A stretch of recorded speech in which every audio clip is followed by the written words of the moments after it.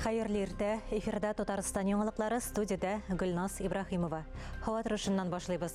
Бүген 29 март көнне көндез явым-төшемсез җил төньяк көнбатыштан уртача. Көндез 3-6 градуска кадәр җылы, төнлә 3-8 градус салкын. Юлларда бозлавык, шимбә, якшәмбе һава торышы уңай якка үзгәрә, синоптиклар 7 градуска кадәр җылыта дип фаразлый. Бүген 29 мартта Казан Экспо халыкара күргәзмә үзәгендә 12-нче республика күләм ифтар уздырыла. Казан Экспо халыкара күргәзмә үзәгендә чараларны оештырганда куркынычсызлыкны тәэмин итү мәсьәләләре өстенлекле булып тора. Биредә заманча видео күзәтү системалары, рентген телевизион җайланмалар эшли. Белдерү ясау, сигнализация, янгын сүндерү системалары тикшерелеп тора. Шулай ук шәхси саклау оешмасы хезмәткәрләренең саны арттырылды. Алар хезмәтләрен бинаның бөтен урыннарында да башкара.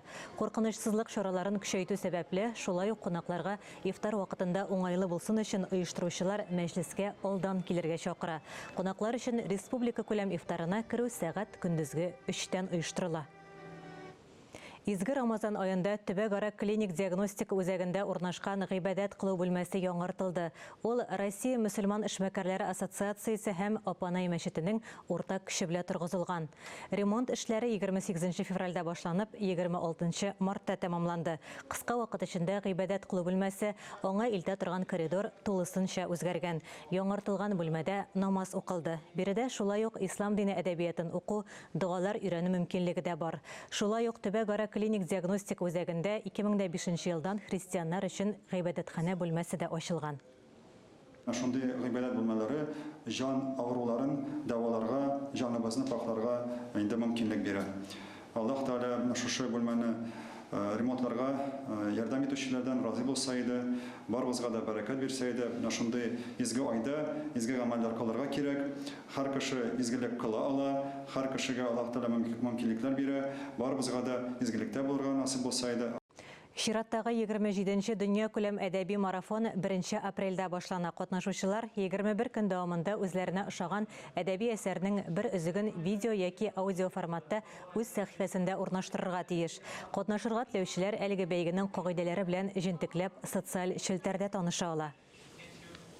Татарстан Язучылар берлегенең Тукай клубында әдәби ел йомгаклары җыелышы үтте. Республикада каләм әһелләре сүз сәнгатенә йөкләтелгән вазифаны тормышка ашыра. Язучы, галимнәр җыелган җирдә темаларның төрлесе күтәрелде. Йомгаклау утырышында Ләлә Зәйнуллина булып кайтты. Хисап җыелышы соңгы елларда вафат булган язучыларны 1 минутлык тынлык белән искә алудан башланды. Татарстан Мәдәният министрлыгы исеменнән язучыларны министрлык вәкиле Айрат Фәйзрахманов сәламләде. Ел дәвамында уңышлы эшләп килүче иҗатчыларны тәбрикләп, төрле дәрәҗәдәге бүләкләр тапшырды. Узган елны үземнең Баллы кирпеч дигән китабым өчен Саҗидә Сөләйманова исемендәге бүлеккә лаек булып киткән идем. Аннан соң инде мәдәнияттагы казанышлар өчен дигән менә бүгенге бүләк ул миңа үземнең иҗатымда, шигъриятымда, җырларымда шушындый бер югарлык дип кабул иттем мин аны. Татарстан Язучылар берлеге рәисе Иркаил Зайдулла талантлы иҗатчыларга Татарстан Язучылар берлеге таныклыкларын тапшырды. Тирән тамырлы язма мирасыбыз заманча яңа әсәрләр белән тулылана бара. Бу җәһәттән әдәби конкурслар язучыларны шактый активлаштырган. Татар әдипләренең әсәрләре төрле телләргә тәрҗемә ителгән. Узган елның төп үзенчәлеге буларак башка халыкларның әдәбиятлары татар телендә басылган. Мин үзем шәхсән бардым, аларның язучылар берлеге җитәкчеләре белән очраштым һәм шуның нәтиҗәсе буларак Азәрбайҗан телендә татар хикәяләр антологиясе дөнья күрде һәм хәзер Азәрбайҗан язучыларының татар телендә антологиясе дөнья күрәчәк. Казак теленә тәрҗемә ителә татар хикәяләр антологиясе һәм тиздән ул дөнья күрәчәк. Без казак поэзиясе антологиясын әзерлибез. Җыелыш барышында фән галимнәре, язучылар, әдәби жанрлар буенча докладлар белән чыгыш ясады. Шулай ук язучылар, шагыйрьләр Татарстан Язучылар берлеге эшчәнлегенә бүгенге көндәге гомуми иҗатка бәя бирде.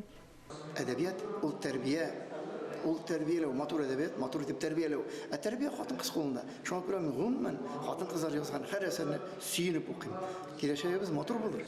Бүгенге көндә заман проблемалары аша тәрбияви әсәрләр иҗат итү әлбәттә хуплауга лаек.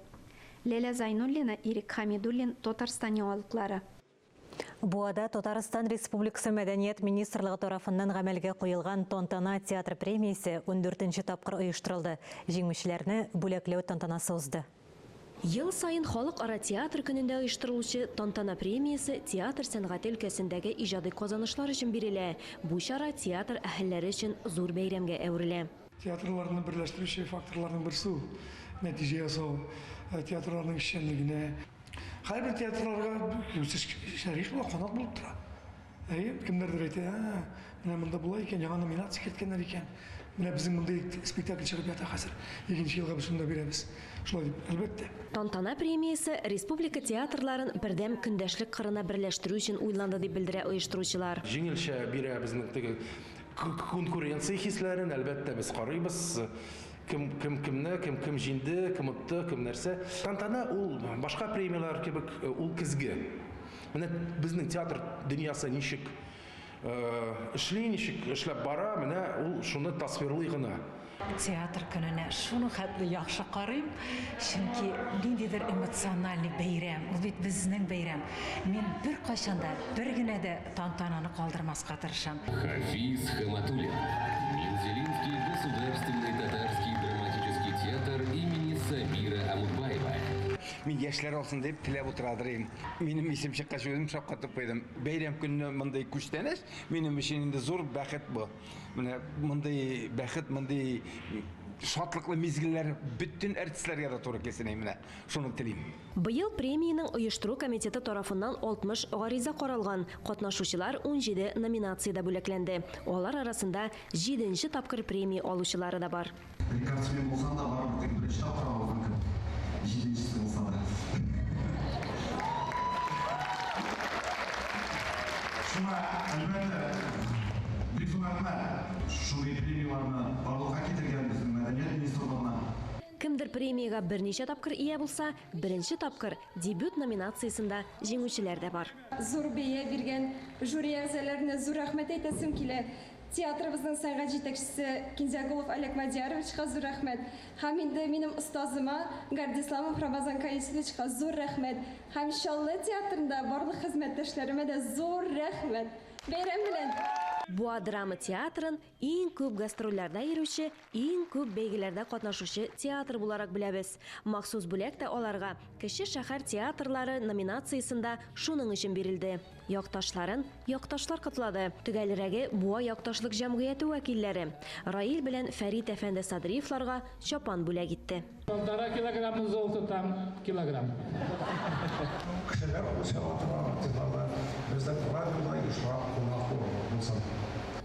Бу шибәрне тәбрик итәм бүгенге шатлык белән. Чулпан Аскарова! Иң бүйек сүз җир йөзендә ул рәхмәт сүзем. Театрлар һәм артистлар төрле номинацияларда җиңү яулады. Аларның һәрберсе үзенчәлекле бәһагә ия. Әмма иң зур бәя тамашачы алкышлары. Алия Галиуллина, Илдар Галаудинов, Татарстан яңалыклары, Буа. Шушы көннәрдә Буада тагын бер зур чара Балкыш үзешчән башкаручыларының республика фестиваленең зона туры узды. Бер бинада Идел Аръягы районнарыннан шул исәптән Буадан да дистәләгән коллективлар җыелды. Җыр моңга гашыйк өлкән буын вәкилләре жюрины нәрсәләр белән шаккатырды, хәбәрчебез язмасында. Тәтеш районынан килгән сугыш һәм хезмәт ветераннары хорының 40 еллык тарихы бар. Анда йөрүчеләр инде шактый ылы булсалар да, сәхнәгә чыгып, чыгыш ясауны атлыгып көтеп алалар. Ә Балкыш алар өчен үзенә күрә имтихан, осталыкта сыналу. Был репертуар өстендә аеруча җитди эшләгәннәр.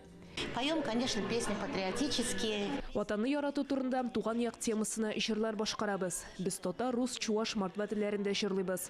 Буадан ветераннар хоры да талантлы күршеләргә көчле көндәш булып тора. Оешканнарына чирек гасыр. Алар белән озак еллар алыштыргысы җитәкче Вера Евдокимова эшли. Наш хор создан в 1999 году. Безнең хор 1999 елда оешты. Быел аңа 25 ел тула. Без төрле җырлар башкарабыз. Гөлҗамал фольклор коллективы Буада гына түгел, аннан читтә дә билгеле. Алардан башка бер генә бәйрәмдә узмый. 10 ел дәвамында зур репертуар туплаганнар һәм әле дә алда зур сәхнәләр яуларга хыяллана. Республика ветераннар советы рәисе Хәбир Иштираков әйтүенчә, балкыш искиткеч шәхесләрне үз эшенә җыя. Иң өлкән катнашучы 98 яшендә сугыш ветераны һәм быелгы чыгышлар да Бөек Ватан сугышында җиңүнең 80 еллыгына багышлана. Быелгы фестиваль 80 еллыкка багышланган фестивальнең лауреатлары вакытласы 80 еллыкта, 2нче елда алар концерт белән чыгышачаклар. Динә Нәшмәтдинова, Рөстәм Әхмәдуллин, Илнур Кадыров, Татарстан яңалыклары, Буа районы. Бүгінгі шулар иде берничә минуттан эфирыбызны хәерле көн Татарстан тапшыруы дәвам итә. Без яңалыклар иҗат төркеме бу атнага саубуллашабыз. Бүген изге Рамазан аеның 19нчы көне. Ифтар вакыты 18 сәгать 17 минутта. Исән, имин булыгыз.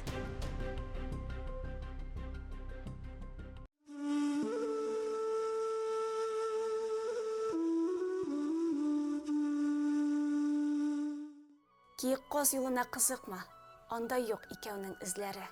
Бөреләр тулышкан яз кебек, карашың жылыткан күзләрем. Яфраклар вальсына ки булып, яңгыры йөрәгем тибеше. Ушымда кулъяулык, сиңа дип, йолдызлар төннәрен чигеште. Сулышың эретә җаныма кышлардан кыйылган бәсләрне. Син биргән каләмнән тамызам, тормышка ашачак әсәрне. Күктәге кояшка кызыкма, җаныңа мин кунам нур булып. Кояшка тиңләшкәч сөюем, чыгармын җыр булып ургылып.